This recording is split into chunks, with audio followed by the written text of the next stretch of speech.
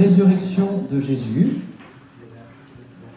avec cette question un petit peu centrale. Pouvons-nous dire que la résurrection est un événement historique, et également quelle est sa portée? Donc, avons-nous raison de croire en la résurrection de Jésus? Et qu'est-ce que ça change, finalement, cette résurrection pour nous en tant que chrétiens?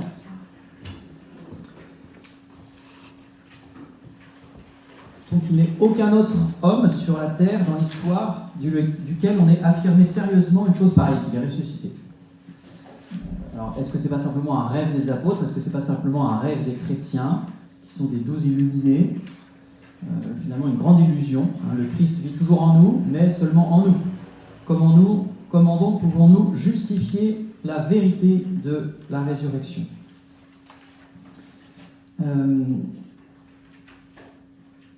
Et voilà ce que dit saint Paul aux Corinthiens. Je vous ai mis un tout petit résumé là sur le feuille. Si on prêche que le Christ est ressuscité des morts, comment certains parmi vous peuvent-ils dire qu'il n'y a pas de résurrection des morts? S'il n'y a pas de résurrection des morts, le Christ non plus n'est pas ressuscité. Mais si le Christ n'est pas ressuscité, et ça il faut vraiment qu'on s'en rende compte, si le Christ n'est pas ressuscité, vide alors est notre message, vide aussi votre foi. Ce sont des mots qui sont extrêmement forts. S'il n'y a pas de résurrection, tout s'écroule. Toute notre foi s'écroule et vous pouvez tout de suite sortir de cette pièce, ça n'a plus aucun intérêt. Il se trouve même que nous sommes, poursuit saint Paul, de faux témoins de Dieu, puisque nous avons attesté contre Dieu qu'il a ressuscité le Christ, alors qu'il ne l'a pas ressuscité, s'il est vrai que les morts ne ressuscitent pas. Car si les morts ne ressuscitent pas, le Christ non plus n'est pas ressuscité. Et si le Christ n'est pas ressuscité, vaine est votre foi, vous êtes encore dans vos péchés. Alors aussi ceux qui se sont endormis dans le Christ ont péri. Si c'est pour cette vie seulement que nous avons mis notre espoir dans le Christ, nous sommes les plus à plaindre de tous les hommes.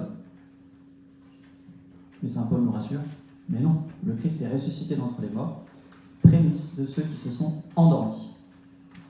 Alors, si vous voulez bien, on va faire une petite... donc c'est pour ça que j'ai mis une question fondamentale pour notre foi qui ratifie tous les dogmes de l'Église catholique, on y reviendra en conclusion.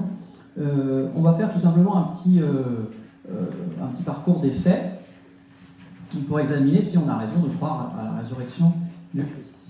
Alors le premier de ces faits, c'est évident que pour ressusciter, d'abord il faut mourir, c'est la première étape.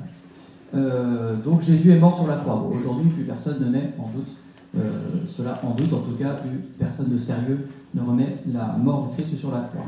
Ensuite, deuxième fait, pour ressusciter, il faut sortir d'un tombeau. Et donc Jésus a bien été enterré dans un tombeau, la tombe de Joseph d'Arimathie. C'est quelque chose qui n'est pas remis en doute. D'ailleurs, on n'a pas tellement de raison de remettre ça en doute. Pourquoi remettre en doute le fait que Jésus ait été enterré dans la tombe de Joseph d'Arimathie? Comme ce Joseph était un membre du tribunal qui a condamné Jésus, il est peu probable qu'il s'agisse d'une invention, car la répugnance des apôtres pour tout ce qui touche à ce tribunal était très vive.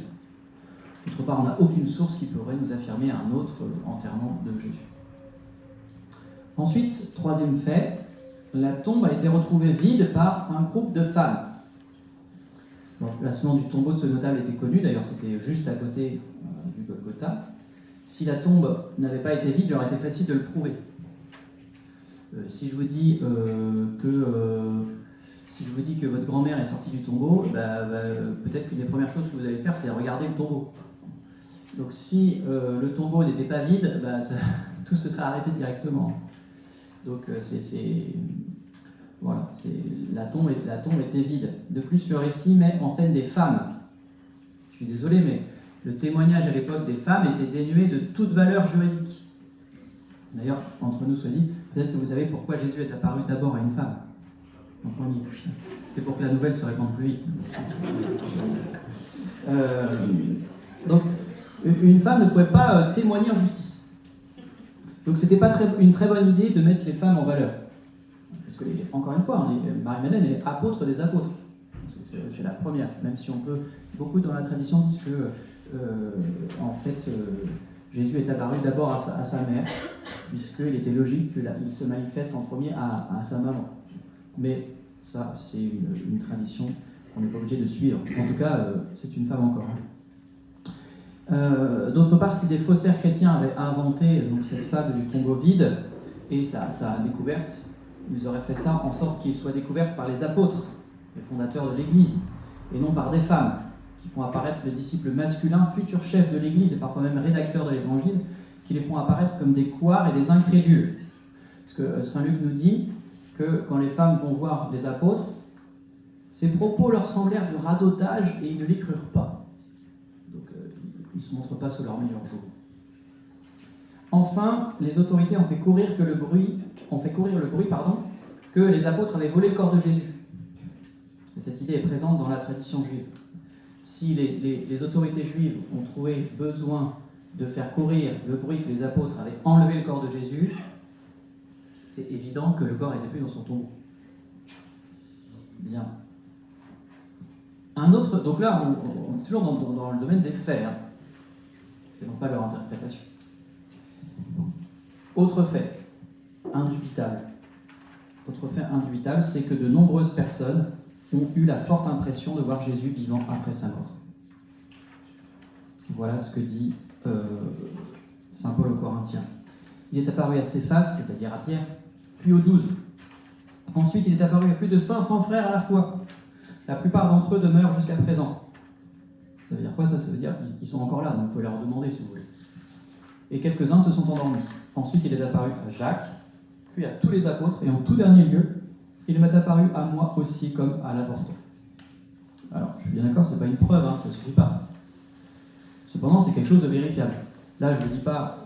le fait que de nombreuses personnes ont eu la forte impression de voir Jésus après sa mort ne signifie pas qu'il est ressuscité, mais c'est un fait. De fait, de nombreuses personnes ont eu l'impression de voir Jésus vivant après sa mort. Et ça, c'est quelque chose de vérifiable. Et on n'a pas d'autre témoignage de ce genre pour une autre personne que Jésus. Comme par hasard. Il n'y a que pour Jésus que ça s'est passé comme ça. Je note le comme par hasard parce que c'est un comme par hasard, ce comme par hasard va revenir assez souvent. Pour que des personnes en viennent à croire dur comme fer que Jésus était vivant, il a bien fallu des expériences de sa résurrection. Notez bien aussi qu'encore aujourd'hui, pour plus d'un milliard de personnes, et peut-être même pour certaines personnes qui sont actuellement dans cette salle, Jésus est une personne toujours vivante. Oui, je vois quelqu'un qui l'a voyé. Il y a même des gens dans cette salle qui croient encore que Jésus est vivant. Donc c'est pour vous dire. Donc ça montre bien qu'il y a forcément des expériences de Jésus d'une certaine manière. Et ça, aujourd'hui, il n'y a personne sur la terre qui croit que Napoléon est vivant. Ou même Mahomet. Ça n'existe pas. Ça n'existe que pour Jésus. Comme par hasard. Donc non seulement de nombreuses personnes ont eu la forte impression de voir Jésus vivant après sa mort, mais en plus, les apôtres ont brutalement changé d'attitude. C'est aussi quelque chose qui est documenté. L'intense activité missionnaire des apôtres est très documentée dès les années 30, y compris par des sources non chrétiennes. Les apôtres sont allés très loin. Normalement, la mort de Jésus aurait dû les plonger dans l'abattement. Tout est fini, il est mort, tout est fini. Il n'y a vraiment pas de quoi faire le malin avec un Jésus qui est mort sur une croix, abandonné de tous. C'est vraiment la dernière personne dont il faut aller parler jusqu'au bout du monde. Et bien, c'est exactement l'inverse qui se passe. D'ailleurs, nombreux ont été les faux messies avant et après Jésus, de gens qui se sont fait passer pour un messie. Il y en a eu plusieurs. Jésus n'est pas le premier. Aucun d'eux n'a eu de disciple après sa mort. Sauf Jésus. Comme par hasard. Tous les faux messies qui sont morts, jamais on n'a prétendu qu'ils étaient ressuscités. Il n'y a que de Jésus qu'on a prétendu cela. Et après leur mort, tous ces faux messies n'ont eu aucune postérité. Ils n'ont pas laissé de traces notables. On voit mal comment des juifs pieux auraient pu soutenir mordicus la messianité de leur héros mort et enterré s'ils n'avaient pas vécu quelque chose de totalement renversant.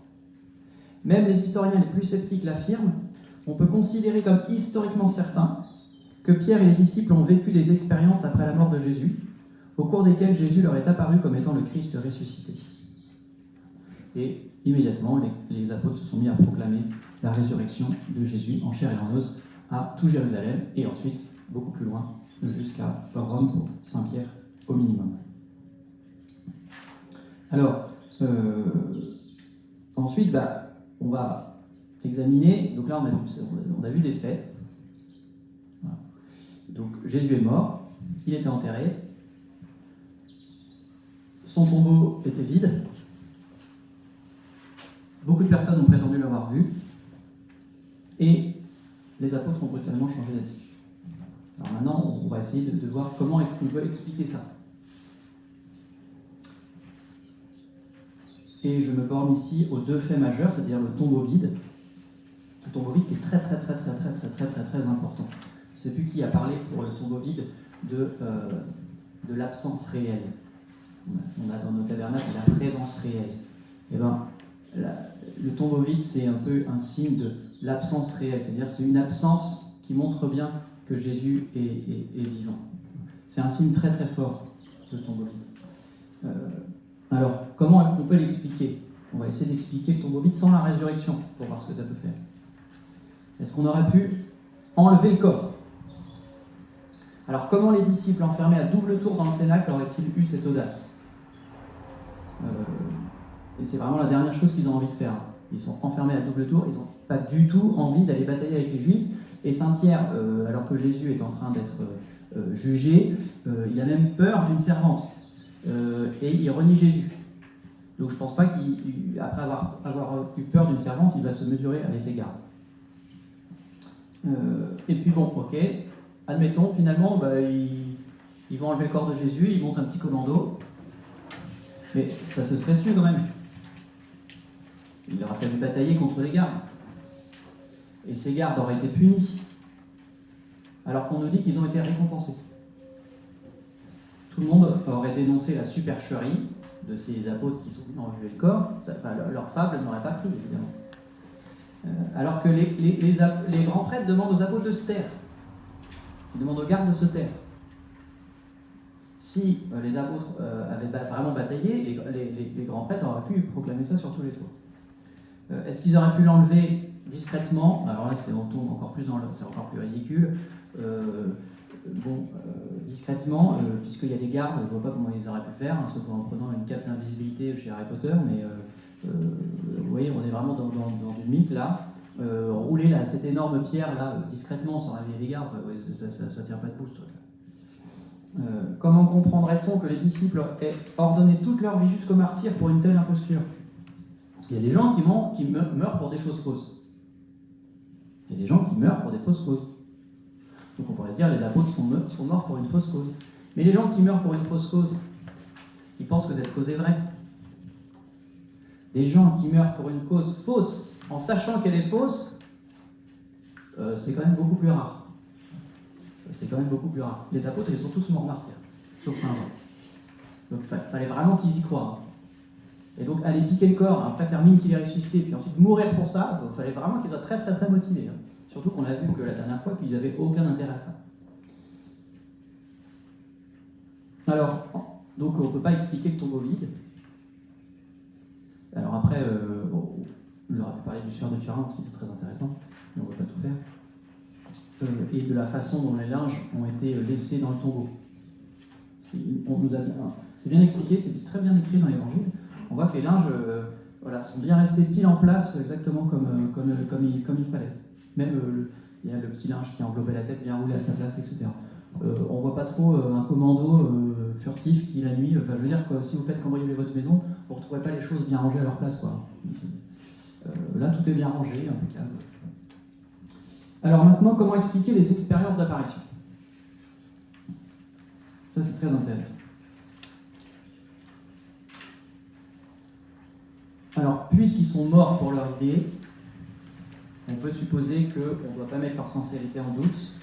S'ils n'avaient pas été réellement convaincus d'avoir vu le Christ, ils n'auraient sans doute pas bravé la mort avec une telle facilité. Ils n'auraient pas vécu un tel retournement. Alors, ça c'est quelque chose que je ne vous ai pas mis, mais certains disent, oui, mais en fait, ils avaient tellement envie que Jésus ressuscite. Vraiment, ils avaient ce désir ancré en eux, ils voulaient que Jésus ressuscite. Alors comme ils le souhaitaient tellement, ils ont fini par l'imaginer. Ils ont fini par le rêver. Alors, je pense que l'argument est un petit peu retourné. Les apparitions pascales, alors j'ai lu ça dans un livre tout à l'heure, les apparitions pascales ne sont pas expliquées par la foi des disciples, mais au contraire, c'est la foi des disciples qui est expliquée par la résurrection. Je m'explique. Les apôtres, quand ils voient Jésus après la résurrection, ils n'y croient pas. Je vous lis l'évangile. Saint Marc insiste fortement sur l'incrédulité des apôtres. Donc, ça montre bien qu'ils ne s'y attendaient pas, en fait. Si vous désirez vraiment que votre Messie ressuscite, vous y attendez. Vous y croyez tellement dur comme fer, vous y pensez tous les jours, et puis hop, vous le voyez. En fait, pour peu que ce soit possible, vous croyez le voir. Mais là, les apôtres, ils n'y croyaient pas. Ils n'y croyaient pas du tout.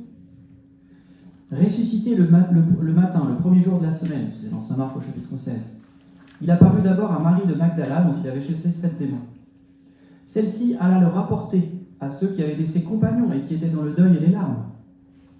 Ils sont dans le deuil et les larmes, donc ils ne sont pas en train de se faire des films sur la résurrection. Et ceux-là, l'entendant dire qu'il vivait et qu'elle l'avait vu, ne la crurent pas. Après cela, il se manifesta sous d'autres traits à 2 d'entre eux qui étaient en chemin et s'en allaient à la campagne. Et cela donc c'est les disciples d'Emmaüs. Et cela revinrent l'annoncer aux autres, mais on ne les crut pas non plus. Non seulement ils n'ont pas tellement ils sont pas en train de se faire de films, mais même ils sont vraiment plutôt incrédules. Enfin, il se manifesta aux 11 eux-mêmes pendant qu'ils étaient à table, et il leur reprocha leur incrédulité et leur obstination à ne pas ajouter foi à ceux qu'il avait vus ressusciter. Leur obstination. Donc, s'ils sont obstinés, c'est pas tellement à voir Jésus ressusciter, c'est plutôt l'inverse. Je vous cite également l'évangile de Saint Luc, qui m'a frappé en le relisant l'autre jour, je ne sais plus quand c'était, mais c'était peut-être dimanche de Pâques. Tandis qu'il disait cela, lui se tint au milieu d'eux et leur dit « Paix à vous ». Saisis de frayeur et de crainte, donc ils ne sont pas du tout, ils s'y attendent pas encore une fois, saisis de frayeur et de crainte. Ils pensaient voir un esprit. Mais il leur dit « Pourquoi tout ce trouble et pourquoi des doutes montent-ils en votre cœur? Voyez mes mains et mes pieds, c'est bien moi. Palpez-moi. Et rendez-vous compte qu'un esprit n'a ni chair ni eau, comme vous voyez que j'en ai. » Ayant dit cela, il leur montra ses mains et ses pieds, et comme dans leur joie, ils ne croyaient pas encore et demeuraient saisis d'étonnement. Ça met le temps à monter.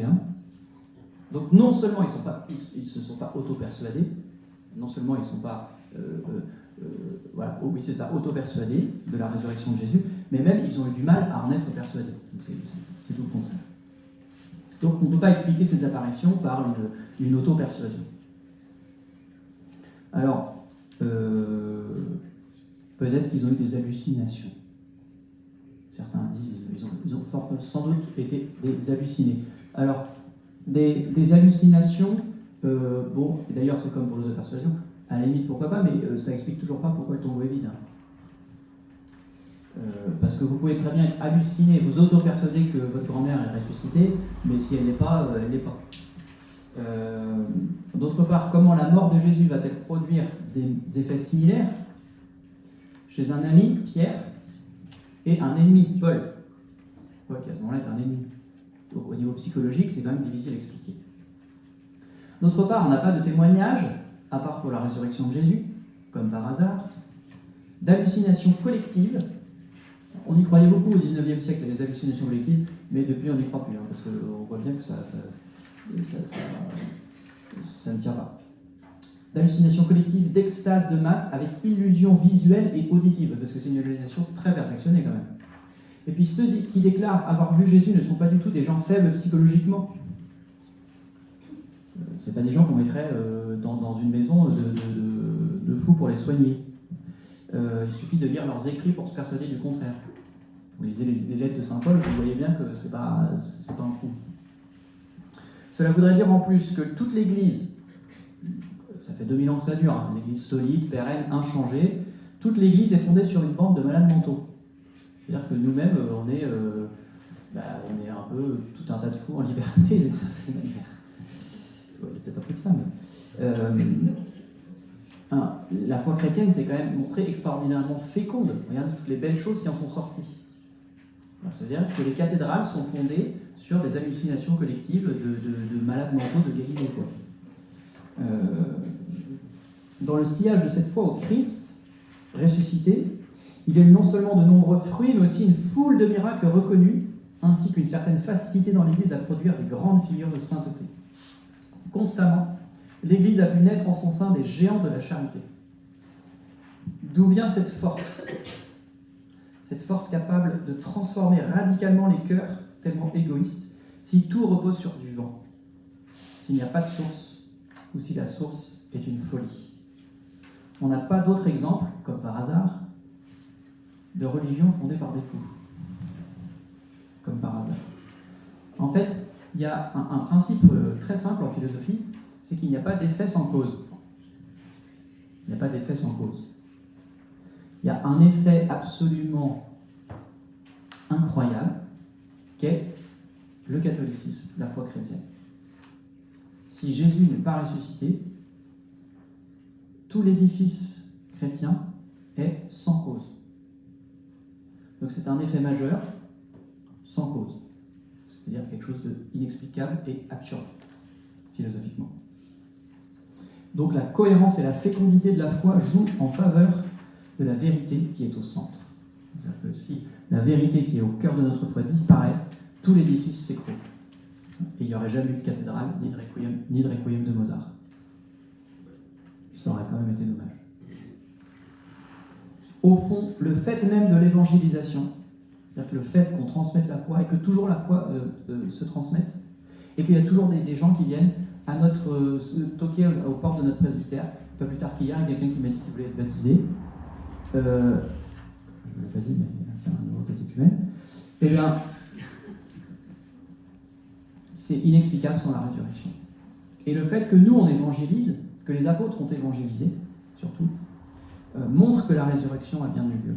Les évangiles sont crédibles lorsqu'ils nous disent que les apôtres étaient peureux et doutaient avant et après la passion.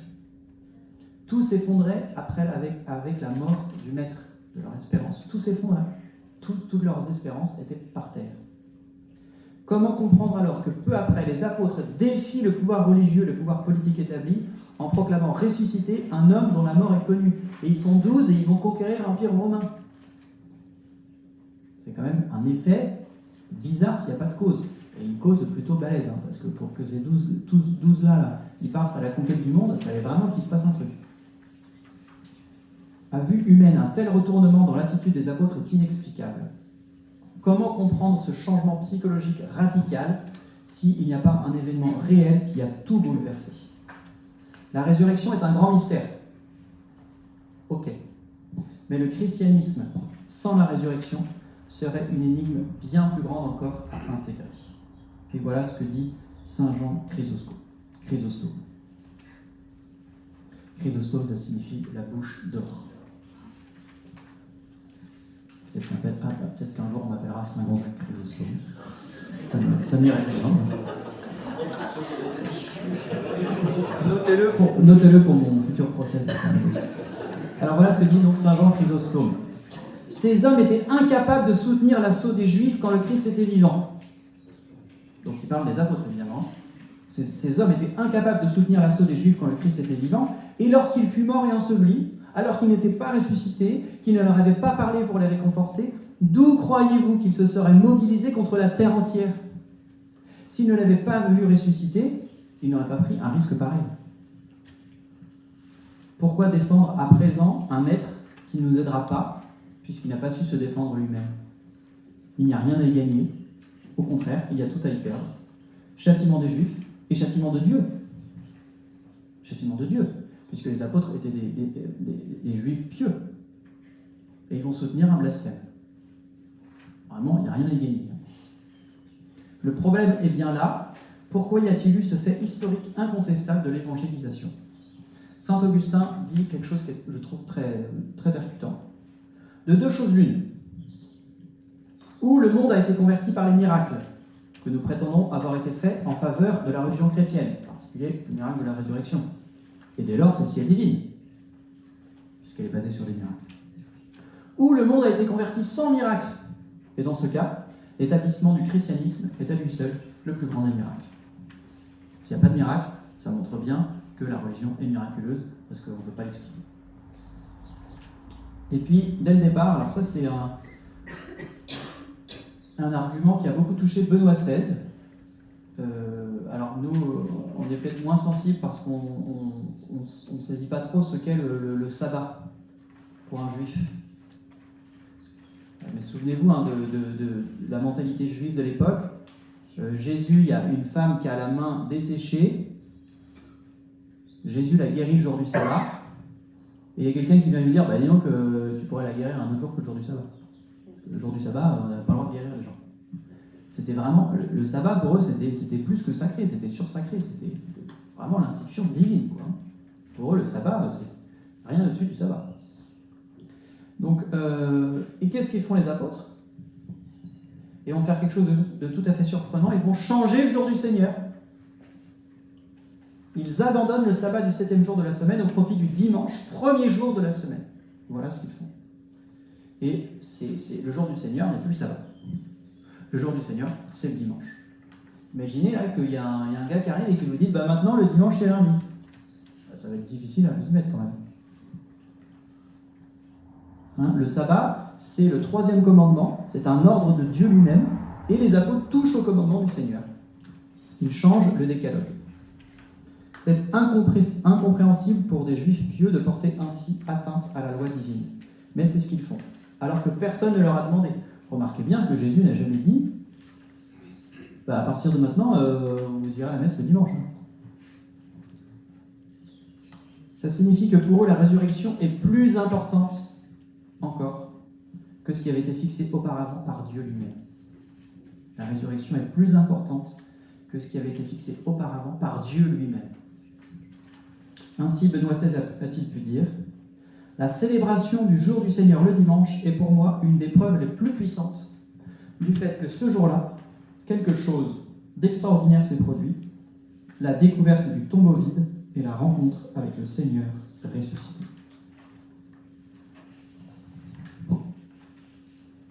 Donc, ma conclusion va être un peu plus longue que ce que vous avez là. Mais la résurrection est la meilleure hypothèse explicative. Elle rend compte à elle seule de tous les faits sans introduire des suppositions hasardeuses, multiples et tirées par les cheveux. Du genre, ils ont dû enlever le corps discrètement. Elle suppose une seule chose, d'admettre la possibilité du miracle. Généralement, quand on nie la résurrection, c'est parce que par a priori on dit, comme la résurrection n'est pas possible, Jésus n'est pas ressuscité. Mais ce n'est pas une attitude scientifique, ça. Une attitude scientifique, c'est de prendre les faits, de les examiner, et ensuite de tirer une conclusion. Et de ne pas mettre la conclusion avant l'examen des faits. L'examen des faits précède la conclusion. Donc on ne peut pas dire, les miracles ne sont pas possibles, donc Jésus n'est pas ressuscité. C'est pas scientifique. Et c'est là que, peut-être de manière plutôt inattendue, mais je vais vous faire une citation de Sherlock Holmes.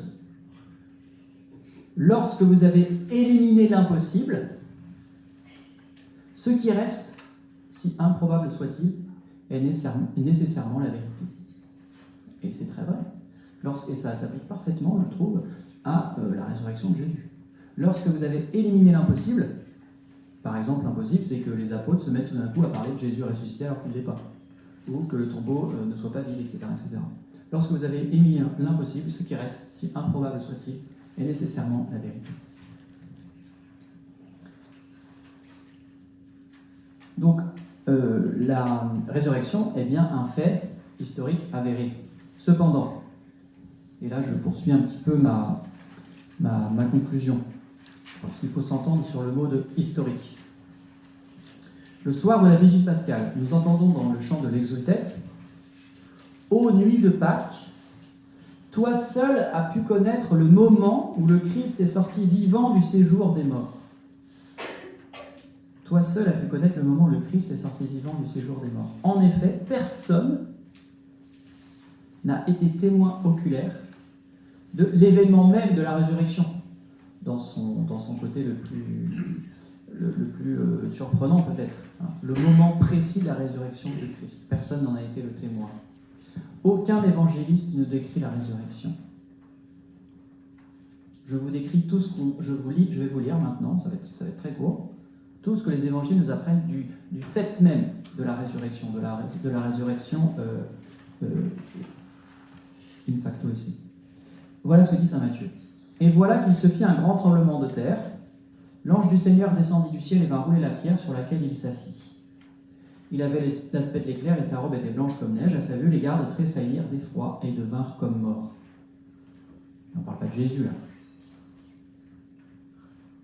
En Saint Marc. En Saint Marc, il n'y a rien sur la résurrection. Rien. Pas un mot. On passe de l'ensevelissement au tombeau vide. Par une ellipse littéraire. Voilà. Il n'y a rien. En Saint Luc, il n'y a rien. De même, on passe de l'ensevelissement au tombeau vide. En Saint Jean, il n'y a rien. On passe de l'ensevelissement au tombeau vide. Et ça rejoint la dernière phrase que vous avez sur votre feuille. Que les évangiles ne racontent pas la résurrection en train de s'opérer constitue d'ailleurs un indice de véracité historique. Car des affabulateurs, des inventeurs de mythes auraient sûrement pris un grand plaisir à raconter une scène aussi spectaculaire. Parce que c'est vrai que si vous inventez la résurrection, tant qu'à faire, autant faire un truc qui claque un peu, quoi. Et tout d'un coup, il y a eu un grand tremblement de terre, Jésus, resplendissant de beauté et de lumière, lançant des éclairs par sa figure, puis s'écrouler la pierre, bref, vous pouvez faire un truc de fou là-dessus. Et il n'y a rien. Il n'y a pas une ligne. Ils n'ont pas inventé. Ils ont recueilli les témoignages qu'ils avaient. Or, des témoignages sur la résurrection de Jésus, il n'y en a pas. Parce que personne ne l'a vu. Personne n'a pu dire comment elle s'est faite physiquement. Même si, encore une fois, on a des petits indices dans le Sphère de Turin. Mais je passe. Et sa plus profonde réalité, qui est le passage d'un monde à un autre, c'est bien le sens de Pâques, passage. La Pâque de Jésus, c'est le passage d'un monde ancien à un monde nouveau. Eh bien, cette plus profonde réalité est encore moins perceptible pour nous. En ce sens, on peut parler de la résurrection comme d'un événement méta-historique. C'est-à-dire qui dépasse l'histoire, qui est dans l'histoire, mais qui dépasse l'histoire. Donc, un événement méta-historique de la même manière que la métaphysique dépasse la physique. La résurrection n'est pas un simple retour à la vie. La résurrection de Lazare, on l'a décrit. Lazare sort du tombeau. D'ailleurs, c'est très saisissant. Lazare sort du tombeau. Et le mort sorti, encore entouré de bandelettes. On l'a entendu en fin de carême. Voilà. Donc voilà, il y a un type qui sort de son tombeau comme une momie, et puis on le débandelettise là, et puis il est ressuscité. Bon. Pour Jésus, on ne peut pas faire ça. On ne peut pas. Parce que c'est pas simplement un retour à la vie. C'est pas un retour à la situation d'avant. C'est pas juste qu'il était mort et puis il n'est plus mort. C'est pas du tout ça. C'est un passage. C'est un passage d'une vie à une autre vie, qui n'est pas la même, qui est différente, encore heureux. Parce que si nous, c'est pareil, si on ressuscite pour revenir à la vie d'avant, et pour que je me retrouve après je ne sais combien de réincarnations de nouveau dans cette pièce à vous parler, aucun intérêt. Donc la résurrection n'est pas un événement historique comme tous les autres. En fait, la résurrection, et c'est pour ça qu'on parlait du tombeau vide comme l'absence réelle. La résurrection nous laisse plus de traces par ses effets, par ce qu'elle est elle-même. On n'a pas de traces de la résurrection, mais plutôt des traces de ce qu'elle provoque. C'est comme si vous aviez un trou noir. C'est comme si vous aviez l'arrivée d'un monde nouveau, là, boum. Et comme ce monde est nouveau, on n'a pas de mots pour la décrire, on n'a pas les instruments conceptuels. Mais on voit les traces que ça provoque. Comme la bombe d'Hiroshima, qui a laissé les ombres de certaines personnes tuées. Les gens étaient pulvérisés, et tout ce qui nous reste, c'est leur honte sur un mur. Alors là, c'est l'inverse à dire. C'est une résurrection, c'est pas une mort. Mais vous voyez, la résurrection, on voit tous les effets qu'elle provoque. Ça sert à rien de te cacher derrière ta feuille, je te vois parler quand même. Donc on n'a pas de traces de la résurrection, mais plutôt de ce qu'elle provoque, le tombeau vide. Ces traces n'auraient pas pu exister sans la résurrection. Donc tout ça c'est pour bien qu'on réfléchisse sur la nouveauté qu'est la résurrection. La nouveauté absolue qu'est la résurrection. Jésus qui était mort est vivant à jamais. Et je crois que quand on fait Pâques, on ne s'en rend pas assez compte. Voilà ce que dit l'Épître aux Romains. ressuscité des morts, le Christ ne meurt plus, la mort n'a plus sur lui aucun pouvoir. C'est un truc de fou, la résurrection. Et il n'y a que des gens comme nous qui ont, grâce à Jésus, qui osons dire un truc pareil. C'est un truc de fou. Est-ce qu'on vraiment on se rend compte de la nouveauté de ce que c'est la résurrection et du coup de la vie éternelle que Jésus inaugure pour nous. Vous voyez, les apôtres ne reconnaissent pas Jésus. Ils le reconnaissent sans le reconnaître. Il y a toujours un petit temps de... Parce que Jésus, il est nouveau. Oui. Ah, mais vous avez dit avec Lazare qu'il était ressuscité. Mais du coup, ça veut dire que Jésus, c'est la première personne ressuscitée. J'ai dit que Lazare était ressuscité, et du coup, je dis que Jésus, si, c'est la première personne ressuscitée. D'ailleurs, remarquez que les évangélistes disent plutôt relevé. Ils n'emploient pas forcément le même terme, parce que c'est pas la même chose. Ça n'a rien à voir. Comme j'ai dit, parce que Lazare, il est remort. C'est une des rares personnes à être morte 2 fois. Mais c'est pas un avantage de mourir 2 fois. Jésus, lui, il est mort 1 fois. Et il est vivant pour toujours. Et c'est une différence fondamentale. Donc la résurrection de Lazare, on emploie résurrection. Parce que le problème, c'est que pour Jésus, comment voulez-vous, c'est comme c'est méta-historique, il faudrait un métamot. On peut dire qu'il est méta-ressuscité, ou il est méta-suscité, je ne sais pas comment on dit, mais... Et voilà ce que dit le catéchisme de l'Église catholique. La résurrection du Christ est essentiellement différente. Dans son corps ressuscité, il passe de l'état de mort à une autre vie au-delà du temps et de l'espace. Au-delà du temps et de l'espace. Le corps de Jésus est dans la résurrection, rempli de la puissance du Saint-Esprit, participe à la vie divine dans l'état de sa gloire, si bien que saint Paul peut dire du Christ qu'il est l'homme céleste. Mais c'est ça qui nous attend. C'est ça qui nous attend. C'est pour ça que saint Paul, il fait que nous dire, mais vous êtes ressuscités avec le Christ, arrêtez de vivre comme des morts. Vivez comme des vivants. Vivez comme des ressuscités. Soyez des hommes célestes.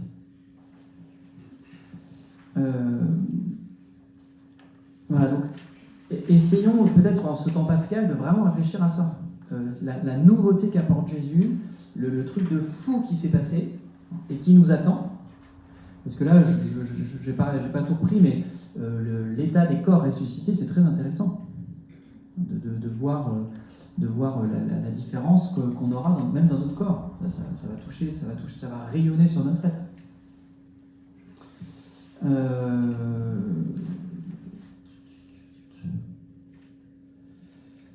Voilà. Et donc je reprends, pour finir vraiment. Si le Christ n'est pas ressuscité, notre prédication est vaine, et vaine aussi notre foi. La résurrection, c'est comme le sceau de la vérité apposé sur tout ce qu'a dit, tout ce qu'a fait, tout ce qu'a enseigné Jésus. On peut dire, ok, c'est vrai. Il est ressuscité. Tout ce qu'il a dit, c'est vrai.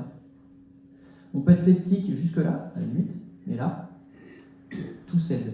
La résurrection prouve tout, y compris les vérités les plus difficiles à admettre.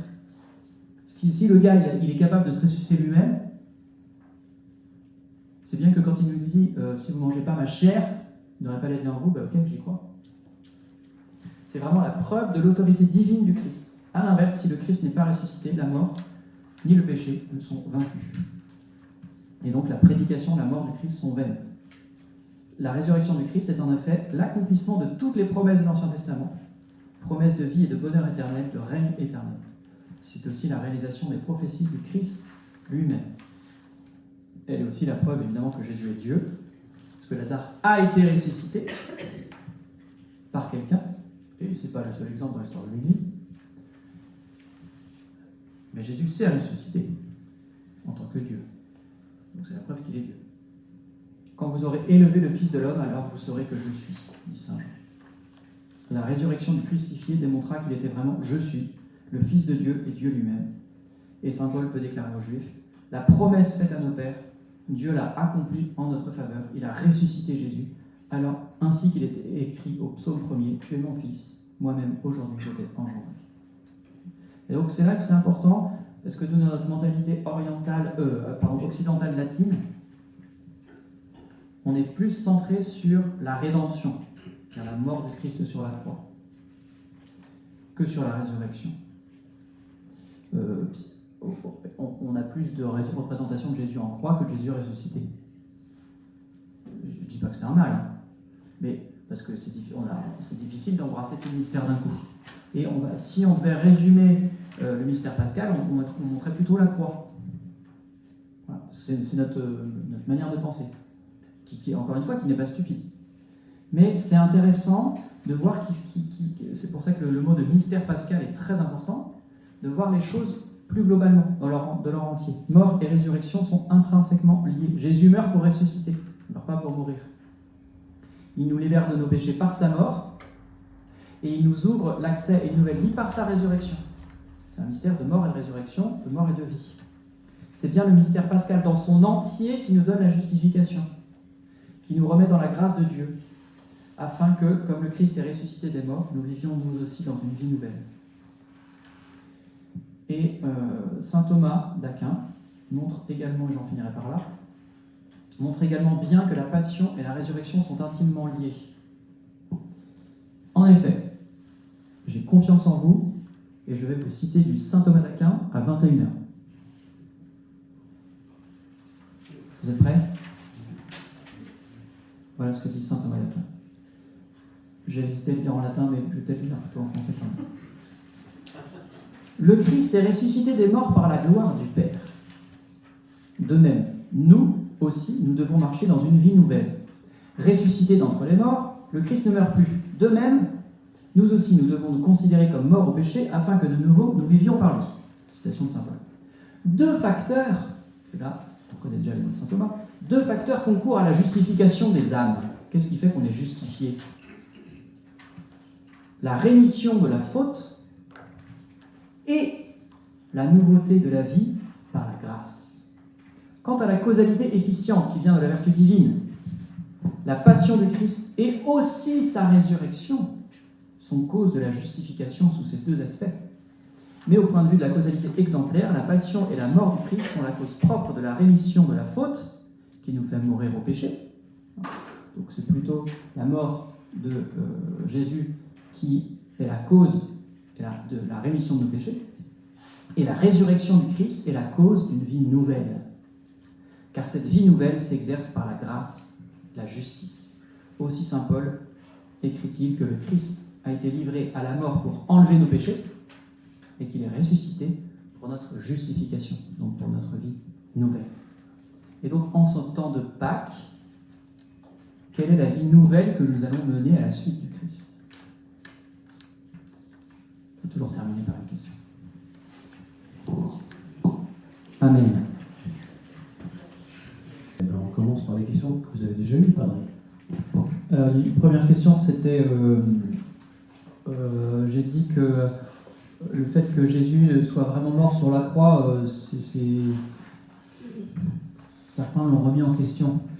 Oui, donc il y a eu notamment les gnostiques qu'on dit qu'en fait c'était une copie, c'était un hologramme ou je sais pas quoi, mais que c'était pas vraiment Jésus qui était mort sur la croix. C'est aussi ce que pensent certains musulmans, mais c'est tout à fait fantasmagorique. Enfin, ça repose sur rien du tout. C'est juste le fait qu'on ne peut pas supporter que le Fils de Dieu meure, et donc on dit comme ça peut pas être le Fils de Dieu, c'est pas lui.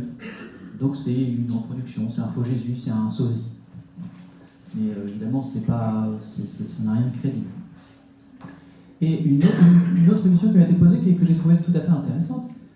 Pourquoi Jésus a-t-il mis tant de temps pour venir sur la terre et pour ressusciter ? Est-ce qu'il aurait pu le faire avant ? C'est vrai que ça fait que 2000 ans, mais l'histoire de l'humanité elle est bien plus longue. Alors les pauvres gens qui ont vécu avant. Eh bien, à cette réponse, nous n'avons pas de question. À cette question, nous n'avons pas vraiment de réponse. Sinon, une réponse de convenance, mais on ne peut pas dire moi je suis pas dans la tête de Dieu. Et il a jamais dit je suis venu à ce moment-là parce que.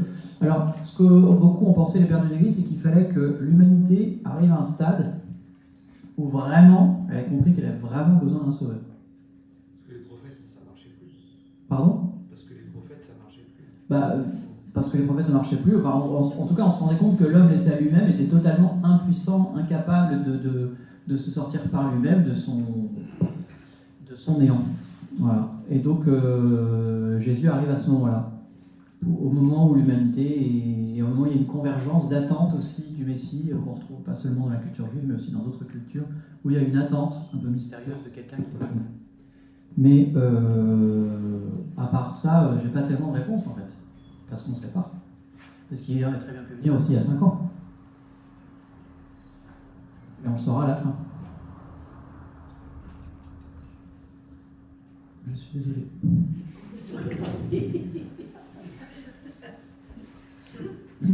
Si j'ai une révélation privée, je... Oui. On parle de Jésus s'est endormi. Est-ce que c'est pas la même chose que la dormition de la Vierge Marie? Alors, on dit que Jésus s'est endormi dans la mort. Est-ce que c'est la même chose que la dormition de la Vierge pour nos nombreux auditeurs sur les ondes qui nous suivent aux États-Unis et au Canada? Alors, la dormition de la Vierge, elle est morte en fait. Elle est morte, la Sainte Vierge. Donc c'est un mot joli qu'on emploie. Donc le sommeil de Jésus, le sommeil de la mort, c'est aussi pour reprendre des expressions bibliques. Et puis tout simplement aussi, c'est parce que pour un chrétien, précisément, la mort en tant que telle, ça, je ne meurs pas, j'entre dans la vie. Donc c'est qu'un vulgaire sommeil, la mort. Alors c'est bien facile à dire, mais c'est pas ce que je dis à quelqu'un qui vient de perdre son fils. Hein. Ne vous inquiétez pas, il dort.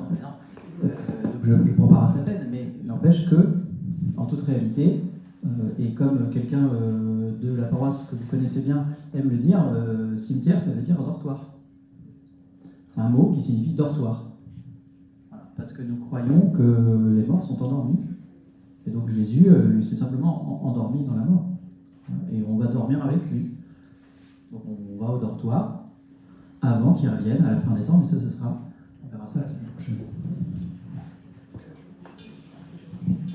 Et peut-être qu'on peut ajouter que, avant d'appeler ça des cimetières, donc des dortoirs en effet, koimetarion, ça veut dire dortoir, cimetière. On appelle ça des nécropoles. Merci. Nécropole, nécropolis, ça veut dire ville des morts. Autrement dit, ils sont nécroi, ils sont morts, quoi. Nécrologie. Oui. Donc en fait, l'Antiquité considérait les morts comme des morts avec leur ville, nécropole. Et depuis, on appelle nous, nos nécropoles à nous, parce que c'est des nécropoles, on les appelle des cimetières, c'est-à-dire des dortoirs. Parce que dans l'Évangile, Jésus a toujours parlé de la mort comme d'un sommeil.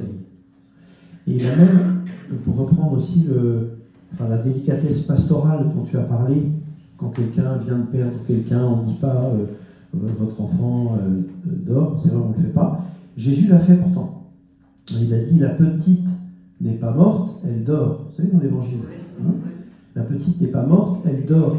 C'est hyper, c'est cash, hein. Mais on n'avait pas la même sensibilité à l'époque de Jésus qu'aujourd'hui.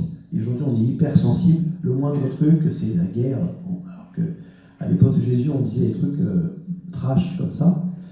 Et donc, il a toujours parlé de la mort comme d'un sommeil.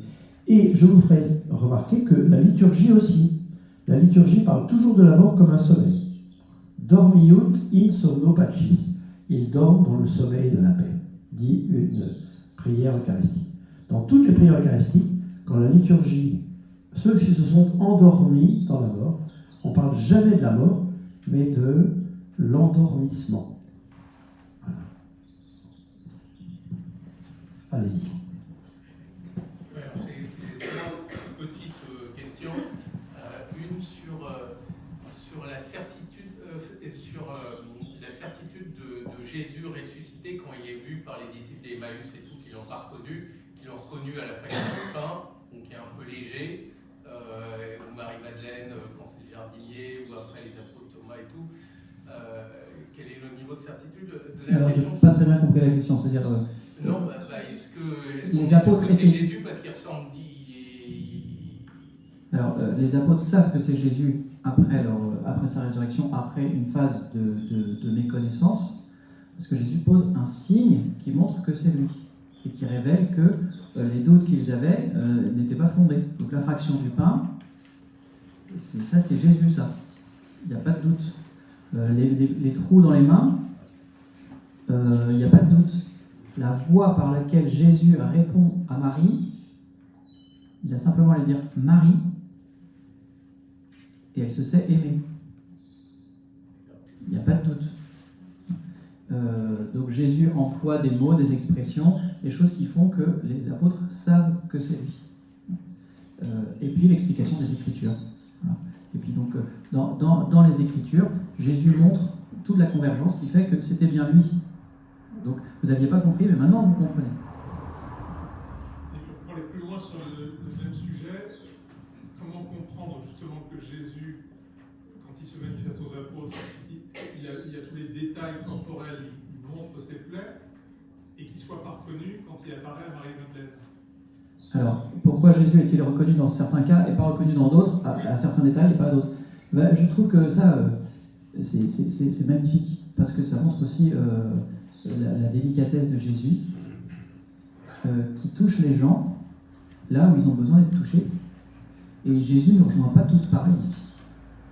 On a tous des expériences de Jésus ressuscité. Si on est des chrétiens, on a des expériences de Jésus ressuscité. Mais on a tous une expérience différente. Et certains sont touchés par la mort du Christ. Certains sont touchés par l'amour du Christ. Certains sont touchés par une expérience de guérison, une expérience de pardon. Vous voyez, on a tous une manière d'être touchés par Jésus. Et Jésus, c'est pas c'est moi et vous marchez tous au pas. C'est Marie, c'est Marie. Les apôtres, les disciples d'Emmaüs, c'est les disciples d'Emmaüs. Et ils sont tous différents. Et Jésus reconnaît, Jean reconnaît Jésus quand Jésus dit de lâcher le filet à gauche, il lâche le filet à gauche, ils sont plein de poissons. Et c'est différent pour chacun. On peut sans doute aussi ajouter que ça permet à Saint Jean de faire un lien entre le jardin de la résurrection et le jardin d'Éden. Il est très clair dans la rédaction, dans l'Évangile selon Saint Jean, que Saint Jean veut réécrire une genèse, vous voyez, une regenèse. En fait, Dieu avait créé Adam et il le recrée par le Christ. Il y a beaucoup de parallèles entre Adam et le Christ dans l'Évangile selon Saint Jean. Donc ça lui permet théologiquement de faire le lien entre le jardinier, vous voyez, le jardin et le jardin de la Genèse. Et puis par ailleurs, en fait, le père Antoine Meunier et le père Gonzague, tous les deux, chacun dans leur genre, ont déjà répondu à votre question avant que vous la posiez, en disant que si on avait voulu faire une fable de la résurrection, ils se seraient tous mis d'accord. On aurait raconté le même bobard à tout le monde, un peu extraordinaire, un peu flashy, comme a dit le père Gonzague, et pas un truc différencié avec à chaque fois une preuve différente, à laquelle on peut ajouter Saint Jean, qui voit et qui croit, mais pas quand il voit Jésus, quand il voit les linges posés à part. C'est encore une autre façon. Voyez, donc les accessions à la résurrection sont différentes. C'est pas un bobard, c'est une série de gens complètement différents les uns des autres, des hommes, des femmes, des proches, des moins proches, parce que Emmaüs, c'est moins proche. Hein. Ils n'étaient pas du genre à aller à la messe tous les dimanches, hein, les filles d'Emmaüs. Voilà. Et donc, tout ça fait que ça renforce encore la crédibilité de l'Évangile. Et c'est quelque chose qu'on trouve dans les catéchumènes aujourd'hui. C'est-à-dire qu'on voit des gens qui nous tombent dessus, ils ont été touchés par Jésus, à leur manière. Alors, vous avez encore deux. J'avais deux petites, une sur les juifs, une sur les musulmans. Sur les juifs, qu'est-ce qu'ils croient au niveau de l'au-delà, le paradis, etc. Qu'est-ce que les juifs croient sur l'au-delà, le paradis? Et les musulmans, c'était sur pourquoi ils croient que c'est un prophète, puisque je me souviens de l'argument de Parcours Alpha qui était Jésus se dit Messie, etc. Donc pourquoi on prendrait la moitié des choses et pas tout Pour l'islam, pourquoi ils croient que Jésus est un prophète? Tout simplement parce que très probablement l'islam c'est une hérésie chrétienne qui a mal tourné. C'est-à-dire c'est des gens qui ont une partie de la révélation chrétienne qui s'est transmise de manière fragmentaire, parcellaire, et qui a été un petit peu réarrangée à la manière de Mahomet. C'est aussi pour cette raison que Jésus ne peut pas mourir sur la croix pour un musulman. Et alors sur la vie là chez les Juifs, je ne sais pas si c'est vraiment le sujet, mais ça a beaucoup évolué dans l'histoire des Juifs. Aujourd'hui, je ne saurais pas vous donner une idée précise de ce que pensent les Juifs sur la vie après la mort, mais ils croient à une résurrection, parce que Marthe disait à Jésus, je sais que mon frère ressuscitera au dernier jour. Donc il croit à une résurrection, mais c'est sans doute différent de chez nous, évidemment. Mais il croit à une résurrection et il croit à un enfer, etc. Quand Jésus parle de l'enfer, les Juifs ils disent pas, mais qu'est-ce que tu racontes, c'est nouveau ce truc-là? Non, ils y croient aussi. Mais ils ne croient pas à la résurrection de Jésus. Ils ne croient pas à la résurrection de Jésus. Voilà. Alors justement, Malgré toutes les preuves. c'est sur la résurrection de Jésus, c'est dans la continuité de Christian. Si c'est si évident la résurrection de Jésus, pourquoi les Juifs n'y croient-ils pas encore et sont-ils aussi crédules? Si la résurrection de Jésus est si évidente, pourquoi les Juifs n'y croient-ils pas? Oui. Mais pardon, cher monsieur, mais c'est une question que je me pose tous les matins. Si Jésus est ressuscité, pourquoi est-ce que je n'y crois pas vraiment et pourquoi je ne suis pas saint? Pourquoi je ne suis pas converti? Pourquoi je continue de pécher? Si Jésus est vraiment ressuscité, qu'est-ce que je fais encore à ne pas être un saint, à ne pas être vraiment chrétien? C'est extraordinaire en fait, parce que quand Jésus dit aux apôtres, vous êtes obstinés à ne pas croire, hein, et ben il nous le dit à nous. Hein.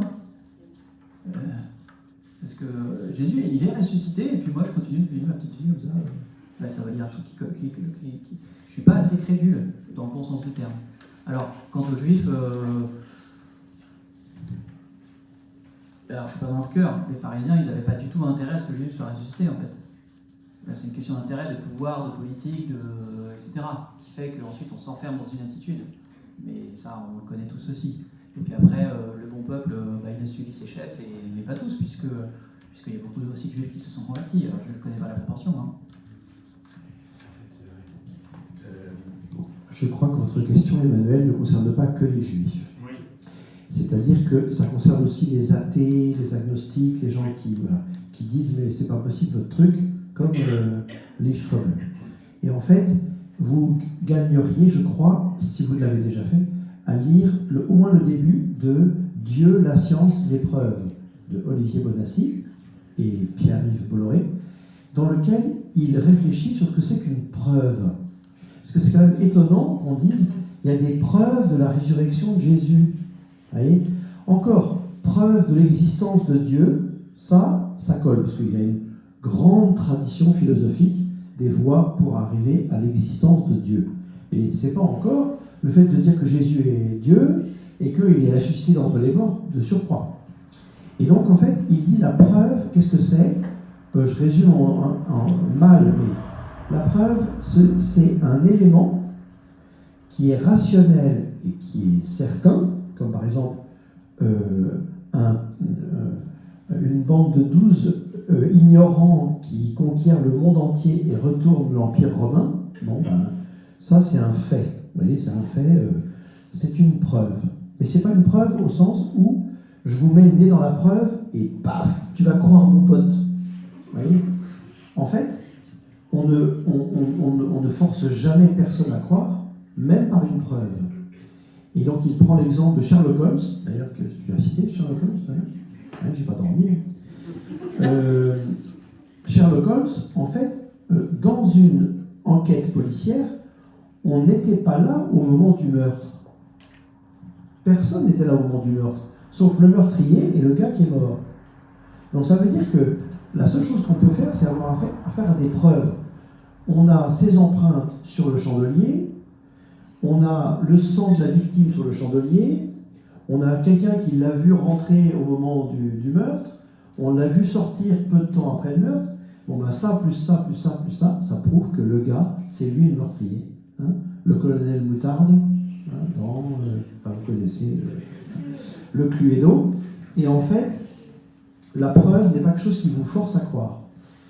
D'ailleurs, je vous fais remarquer qu'il y a dans la conversion de Thomas 3 temps. Le premier temps, c'est Jésus qui montre ses plaies, Donc il montre la preuve que c'est lui. Premier temps. Deuxième temps, Jésus s'adresse à Thomas et dit « Cesse d'être incrédule, sois croyant ». Donc il y a une parole de puissance et d'autorité de la part de Jésus qui touche le cœur de Thomas. Et troisième temps, Thomas tombe à genoux et dit « Mon Seigneur et mon Dieu ». Ça veut dire que la preuve, c'est que le premier temps. Et donc les preuves de la résurrection ne convainquent pas les juifs ou les athées, les agnostiques, les musulmans, tout ce que vous voulez, et ça convainc personne jusqu'au moment où il y a une parole d'autorité. Et en fait, les gens qui se convertissent, les juifs, les musulmans, les athées qui se convertissent, ont tous fait une rencontre en fait de Jésus, à un moment ou à un autre. Ils se sont pris Jésus dans la tête, et du coup, ils ont fait une rencontre particulière qui les convainc vraiment. Et à vrai dire, dans tous les autres domaines, si je veux vous faire croire un truc, Emmanuel, j'y arriverai jamais. Hein? J'aurais beau vous dire, vous devez penser ça, ça, ça, sur, allez, la liturgie, le pape, l'église, tout ça, machin. J'aurais beau vous dire 40 trucs. Si vous ne voulez pas y aller, vous n'irez pas. Et tant mieux d'ailleurs. Ça veut dire que vous êtes libre et en relation avec Jésus, que je ne contrôle pas et vous non plus. Qu'est-ce que c'est qu'une preuve? Dans l'évangile de Saint Luc au chapitre 16, du moment qu'ils n'écoutent pas Moïse et les prophètes, même si quelqu'un ressuscite d'entre les morts, ils ne seront pas convaincus. Il y a assez de lumière pour que ceux qui veulent voir voient, il y a assez de ténèbres pour que ceux qui ne veulent pas voir ne voient pas. C'est pas de moi, hein. J'aimerais bien, mais c'est Pascal. Il nous reste encore peut-être d'autres questions. Les jeunes parlent beaucoup, c'est sans doute qu'ils se posent des questions. Ou pas. J'aurais une dernière. Oui, vous faites partie des jeunes. Sur. C'est gentil, j'en reviendrai. Vous avez mis dans votre document, et vous l'avez cité plusieurs fois, comme par hasard. Oui. Alors, c'est sûrement une subtilité de votre part, mais je n'ai pas compris. Alors. Eh bien, comme par hasard, c'est-à-dire que.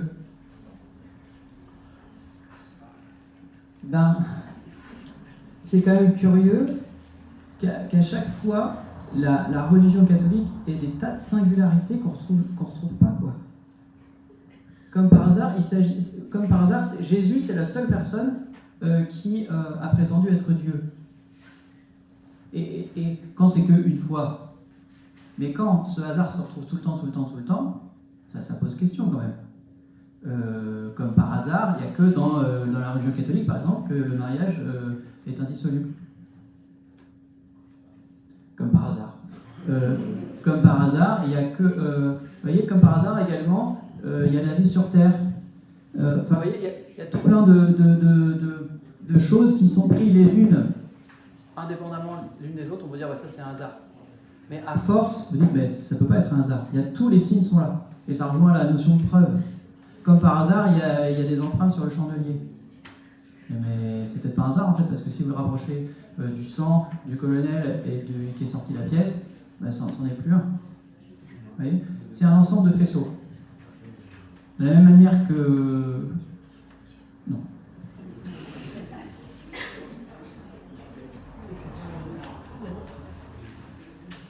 Oui, donc au final, c'est pas un hasard en fait. Parce que en fait, parfois mon second degré va au 4e ou 5e degré, donc c'est pour ça que... Est-ce que vous pouvez expliquer la notion de pourquoi la résurrection de Lazare n'est pas la première Pourquoi la résurrection de Lazare n'était pas la première? Parce que Lazare, il est mort. Il est remort. Donc ça n'a aucun intérêt. Enfin, c'est bien, mais c'est mieux que rien. Mais c'est-à-dire que ça résout rien en fait. Pour que la résurrection soit quelque chose de prodigieux, il faut qu'elle soit définitive. Sinon, ça ne résout à rien. C'est-à-dire qu'on est toujours dans notre péché, on est toujours dans notre mort, on est toujours dans notre désespoir. Et tant que la pierre du tombeau n'est pas brisée, pulvérisée, atomisée, on n'a pas de passage. La mort de la résurrection de Lazare n'est pas un passage. Elle est un rond-point. La résurrection de Jésus est un passage. Parce qu'il sort du tombeau et il n'y reviendra plus. Moi, j'aurais été Lazare, j'aurais préféré rester en fait, dans mon tombeau. Quasiment. Alors que si Jésus me propose de ressusciter là maintenant tout de suite, ok, là, ça c'est pas mal. Mais Lazare, il était mort et il est redevenu vivant. Lazare était mort, il est redevenu vivant, et ensuite il est redevenu mort. C'est pas la même résurrection de Jésus. Une fois que Lazare était ressuscité, les gens se sont pas dit c'est bien lui. Ben non, ils ont bien vu que c'était lui. Il n'y a pas eu de doute. Il n'avait pas le corps lumineux, il n'avait pas le corps glorieux de Jésus. C'était pas un Lazare céleste. C'est un Lazare terrestre. Alors que Jésus est céleste. Et du coup, Jésus, c'est le seul qui peut ressusciter. Jésus, c'est le seul qui peut ressusciter? Non, c'est le seul qui peut ressusciter en premier, mais il nous entraîne à sa suite. Donc, à notre tour, on doit faire notre Pâques. On doit passer par la mort et la résurrection. C'est ce qu'on fait symboliquement par le baptême. Enfin, symboliquement, au sens fort du terme. Oui, dans le sens où Jésus, c'est le seul homme, enfin Dieu qui s'est fait homme. Oui. Du coup, c'est le seul qui peut. Ah, c'est le seul qui peut le faire. Mais il nous fera pour nous. Il va nous ressusciter. On espère. Si vous êtes sage. J'ai pas de doute. Oui, Maïs. Et alors, avant que Jésus ressuscite, ceux qui étaient morts, ils allaient obligatoirement en enfer? Non, avant que Jésus ressuscite, ils allaient aux enfers. Donc au pluriel, c'est ce qu'on dit dans le credo, je crois en Dieu. Normalement, on est censé connaître un petit peu. Et donc, c'était, si vous voulez, une salle d'attente. Parce qu'ils ne pouvaient pas ressusciter, parce que Jésus n'était pas ressuscité. Donc, ils étaient dans une salle d'attente, dans les limbes, qu'on appelle les limbes. Hein. Donc, c'était en attendant. Alors, évidemment, sauf ceux qui étaient damnés, qui allaient directement en enfer. Mais ceux qui étaient les justes, Abraham, ils ne pouvaient pas aller au ciel. Abraham, tous les justes de l'Ancien Testament, ils attendaient que le ciel soit ouvert. Ils attendaient que le ciel fût ouvert. Ils attendaient. Oui. Dans ce cas-là, il n'y avait pas de purification comme au purgatoire, c'était juste. Il n'y avait pas d'espérance de voir Dieu. Ah ben non, dans les limbes, ils ne voyaient pas Dieu. On peut voir Dieu que quand on est au ciel. Et ils l'ont vu après, une fois que Jésus. Il y a beaucoup de peintures, on voit, d'icônes, on voit Jésus qui descend aux enfers et qui vient prendre Adam et Ève pour les conduire au ciel, où ils voient Dieu. Mais ça peut être qu'après la résurrection de Jésus. En attendant, ils attendaient. Alors peut-être qu'ils ont eu le purgatoire aussi. Mais... oui. Oui, j'avais une question. Alors, elle est un peu naïve, mais j'ai jamais trop compris ce que disait Paul en disant si Jésus n'est pas ressuscité, notre foi est vaine. Alors pourquoi notre foi? Il y a la rédemption. On peut dire qu'il est Dieu quand même. Donc si Jésus n'est pas ressuscité, notre foi est vaine, parce que si Jésus n'est pas ressuscité, c'est juste un loser en fait. Mais non, mais c'est vrai, si Jésus n'est pas ressuscité, moi je ne vais pas suivre un type qui est mort sur une croix. Enfin, c'est pas mon idole. Hein. Ah mais vraiment, alors là, moi je vais suivre quelqu'un d'autre, mais il n'a pas d'espérance. Quelle est notre espérance? C'est Jésus. Alors il a donné des belles paroles, donc je peux lire l'évangile, je trouve ça très beau, mais il n'est pas Dieu. Il a fait que mentir en plus. C'est un menteur qui a perdu. Oui, parce qu'il a dit qu'il ressusciterait. Oui, c'est quand même capital. Et puis ça sert à quoi? Me dire pourquoi je serais bon avec pourquoi j'aimerais mon prochain si je ne vais pas ressusciter après? Si Dieu n'existe pas, tout est permis, comme dirait l'autre. Moi, si je ne l'ai pas ressuscité, je vous dire, moi je rends tout homme. Mais il l'est. Et je la garde. Oui, vous l'avez échappé belle.